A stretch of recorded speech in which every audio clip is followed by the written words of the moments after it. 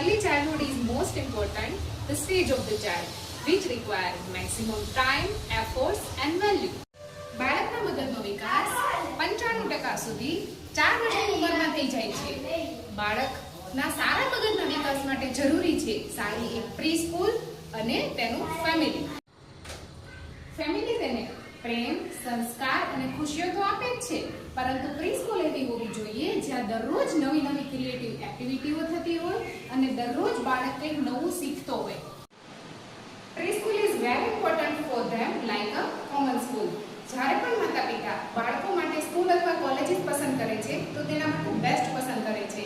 જે પણ પ્રીસ્કૂલની વાત આવે છે તો પેરેન્ટ્સ એવું વિચારે છે કે બાળક તો ફક્ત 1 અને 2 વર્ષ માટે જ જવાનું છે, પરંતુ બાળકનો ઓલ ઓવર ડેવલપમેન્ટ પ્રીસ્કૂલમાં વધારે થાય છે. On a daily basis, child learn new experiences, new life skills and experiments.